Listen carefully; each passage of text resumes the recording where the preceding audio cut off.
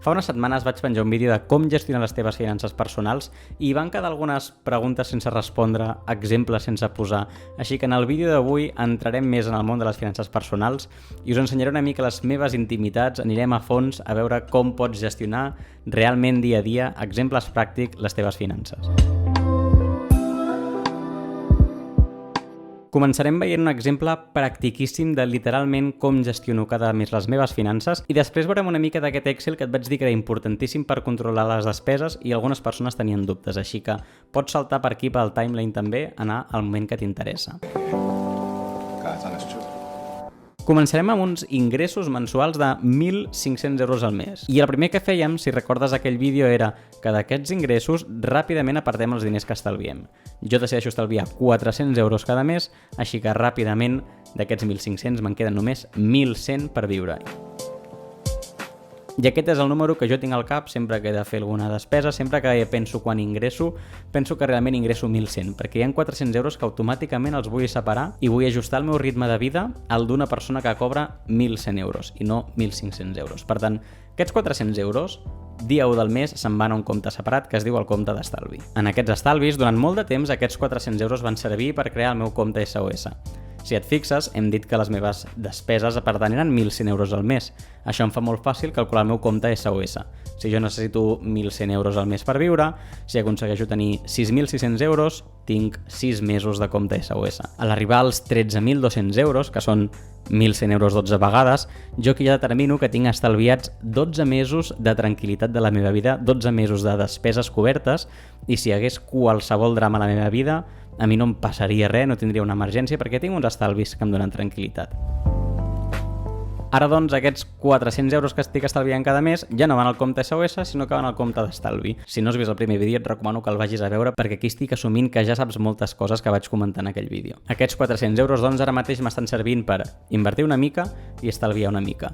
Quan dic invertir una mica, en el meu cas és les criptomonedes, potser avui no és el millor exemple, acaba de baixar un munt en Bitcoin, però bueno, és una quantitat molt petita dels meus diners que poso allà, això és la veritat. Llavors, bueno, no sé, encara que perdi tots aquells diners no em desmunta la meva economia, perquè ja t'he dit, compte SOS, estalvis, estic tranquil, i també estic muntant aquests petits estalvis, vaig posant uns diners cada mes, que són els estalvis que un dia em gastaré, el dia que vulgui comprar-me un objectiu, que me'n vulgui anar de vacances, que hagi de fer regals de Nadal, ja estic estalviant per tenir aquests diners disponibles. Així que aquests diners viuen en el meu compte d'estalvi. Jo et recomano que facis exactament això, que a principis de mes ja separis els estalvis, els organitzis i segueixis amb la teva vida tan tranquil.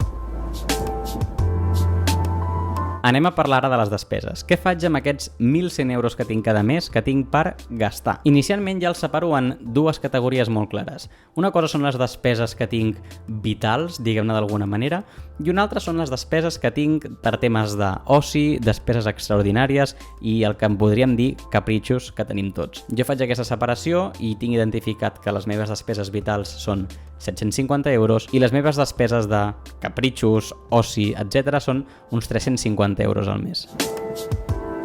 Aquests 750 euros de despeses vitals venen de 3 llocs principalment. La primera categoria és el pis, són uns 550 euros al mes entre el lloguer i els subministraments, aigua, electricitat, telèfon, etc. Després hi ha 150 euros per supermercats i gimnàs. Sí, per mi el gimnàs és una cosa vital, quasi, així que la tinc posada en aquestes despeses i són més o menys uns 150 euros al mes, crec que són uns 130 de supermercat i 20 euros al mes de gym. I després tinc uns 50 euros al mes que són assegurances. No pago 50 euros al mes d'assegurances, sinó que pago un cop a l'any, però després la divisió són com això, són 50 euros al mes del seguro de la moto, així que són les despeses vitals. Els hi dic vitals perquè en un moment d'emergència d'aquells que jo et deia hauria de fer servir el compte SOS, podria deixar de fer oci, podria deixar de fer coses extraordinàries i reduir el meu consum a encara menys coses que aquells 1.100 euros. Però no m'agradaria ni haver de deixar el pis, ni haver de deixar anar al supermercat, ni haver de deixar anar al gym, ni deixar de tenir una moto. Aquests diners viuen en el meu compte corrent, aquí no hi ha cap màgia, arriba la nòmina, separo els estalvis i aquests diners es queden aquí i amb això vaig fent vida. Parlem ara d'aquests 350 euros que són de despeses d'oci, extraordinàries, capritxos. Per mi és el més interessant. Aquí també venen de 3 llocs diferents que he identificat i tenim 50 euros al mes de subscripcions, el que seria Netflix, Spotify, llicències d'Adobe, aquestes coses que tots tenim que ens costen 10, 12, 15 euros cada mes. Després tenim 200 euros que jo em dono cada mes per oci i despeses extraordinàries. Això viu en un compte de Revolut, viu en un compte d'una fintech, aquestes aplicacions que tens un compte bancari només al teu mòbil i és tot tan modern. És molt útil, jo cada mes em poso 200 euros allà i després ho pago des d'allà. No m'interfereix amb el meu compte corrent de la caixa, sinó que tinc aquesta aplicació extra on tinc aquests diners i els puc gestionar com vulgui, amb despeses d'oci i despeses extres. I després tinc 100 euros més que dedico a la meva parella. Dedico la meva parella vol dir que tenim un compte compartit i cada mes els dos hi posem 100 euros. I a partir d'aquí, quan anem a sopar a un lloc, paguem amb aquesta targeta. Quan volem comprar unes entrades pel teatre, paguem amb aquesta targeta. I tenim un petit compte també a una altra fintech d'aquestes, un compte online, on cada mes hi ha 100 euros a cadascú, per tant tenim 200 euros al mes, són uns 50 euros al cap de setmana, que ens permet, doncs mira, donar-nos un capritxo cada cap de setmana, anar fent cosetes o estalviar una mica. La part bona d'aquests comptes que tinc en aquestes aplicacions com Revolut, com N26, és que jo cada mes poso 200 euros per despeses extraordinàries, però jo potser no els gasto aquests diners en un mes. I més ara en pandèmia no em gasto 200 euros al mes menjant fora. Llavors, si jo un mes poso 200 euros i només en gasto 50, aquest mes me'n queden 150. Però jo el mes següent em torno a transferir 200 euros. Per tant, aquell mes tinc 200 més 150, tinc 350 euros disponibles. I jo me'ls puc fundir en el que vulgui perquè cada mes ja conto que els gastaré. Si no els gasto al gener, potser els gasto al febrer, potser els gasto al març. Però amb aquesta tonteria de no gastar-me els 200 euros cada mes, estic acumulant i puc arribar a tenir 500, 600, 700, 800 euros de diners que jo ja sempre he donat per perduts, perquè me'ls gastaria en oci i en capritxos, però com que no hi havia l'oportunitat, puc arribar a tenir 600 euros i em puc donar un capritxo molt gros amb 600 euros, molt més que amb aquests 200 euros mensuals. Així que et recomano moltíssim, espero que hagi quedat clar el concepte, però et recomano molt que comencis a fer servir aquest truco. Anem a veure algun exemple pràctic. Com faria servir aquests comptes cada dia? D'on surten els meus diners? Per exemple, el lloguer està en el meu compte corrent, domiciliat, i cada mes m'ho cobren d'allà. Si vaig al supermercat, surt de les despeses vitals, també de la targeta del meu compte corrent, d'aquests 150 euros que jo ja havia pensat gastar-me. Si un dia vaig al Zara i em vull comprar roba, el gasto de la despesa d'oci o extraordinaris. Si me'n vaig d'excursió amb els meus amics, paguem la benzina amb els gastos d'oci extraordinaris. Si me'n vaig amb la meva parella al cine o al teatre, paguem les entrades amb els diners d'aquest compte compartit. Ara, què faig si em vull comprar una cosa cara com podria ser un objectiu per la càmera que pot costar 600 o 700 euros o em vull comprar un mòbil? Doncs intuïtivament jo aniria als meus estalvis, aquests estalvis que tinc per quan he de fer compres grosses, i ho podria pagar. Però si jo no he estat gastant cada mes tots els meus diners que tenia per capritxos, pot ser que ja tingui acumulats aquí, a la banda de despeses, 600 o 700 euros. I em puc comprar aquest objectiu que en la meva ment, en les meves finances, en el meu Excel de finances, em surt quasi gratis, perquè eren uns diners que jo cada mes ja havia assumit que cremaria, que gastaria a canvi d'alguna altra cosa. Això que acabem de veure no és res més que l'aplicació del budgeting, que també et vaig dir en el primer vídeo, que era no gastar a la tuntun, sinó fer uns petits pressupostos d'on gastaràs els teus diners. I això és el que acabem de veure aquí. Uns diners són per despeses vitals, uns diners són per capritxos, i dintre d'aquests capritxos jo dic, doncs aquests són per la meva parella, i aquests són per les meves tonteries que sempre em ve de gust comprar-me. Un exemple perfecte de jo decidint racionalment en què vull gastar els diners i en què no, i no deixar-me emportar per les emocions del moment. Anem a veure ara com porto el control de totes aquestes despeses amb el meu Excel. Tenim aquí una plantilla en blanc, que per cert està un enllaç per descarregar-la a la descripció. Si vols copiar-me el mateix Excel ja te'l dono perquè per mi és molt pràctic. I aquí tenim aquesta plantilla en blanc on pots veure que tenim tots els mesos de l'any a les columnes i totes les files són unes despeses. Aquí pots veure que tinc els ingressos i ràpidament ja pots fer la resta dels teus estalvis i els diners que tens disponibles, i després les despeses, separades en despeses vitals i despeses d'oci i extras, com comentava. També tens aquí una petita casella que diu actualitzat, i és perquè posis la data de quin dia actualitzes l'Excel i així mai et confons sobre si ja havies posat una despesa o no, sempre pots anar posant un control, és bastant útil. El primer que hauríem de fer doncs, és el dia 1 de gener, o quan sigui que cobres la nòmina de gener, potser la cobres el 28 de desembre, jo la poso com a ingrés del gener, doncs diria que els meus ingressos són, que havíem dit, 1.500 euros, i que jo n'estalvio 400.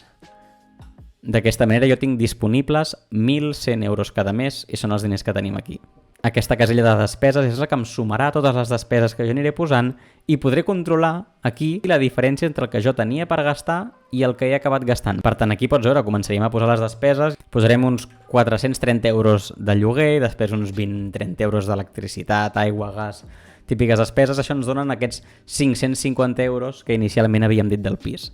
Després hi puc posar també els diners que jo considero vitals, com són l'assegurança, 50 euros, i després el súper i el gym, i amb això ja tenim les nostres despeses vitals, me les suma aquí. Tens aquí per si volguessis afegir alguna altra que tu consideres que és vital, però això ja cadascú fa com vulgui. Despeses d'oci i extra faríem exactament el mateix, només has d'apuntar els números, és que tampoc té gaire secret aquest Excel. El secret de l'Excel és la constància de venir i cada setmana emplenar l'Excel, posar els números i tenir aquesta visió dels teus diners. Però, bueno, si paguem a Spotify 9,99 cada mes i fem el mateix amb Netflix i amb Adobe i Amazon crec que surt per 3,99 al mes, doncs ja tenim aquí 34 euros ràpidament de despeses que se'ns han anat. I ara sí que aquí, encara que jo m'hagués separat aquells 200 euros inicials que dèiem d'extraordinaris, aquí aniré apuntant quan realment els gasti. És a dir, si me'n vaig a l'IKEA i em compro un moble per 80 euros, doncs aquí apunto 80 euros. I si després a la farmàcia vaig un dia i em compro un paracetamol,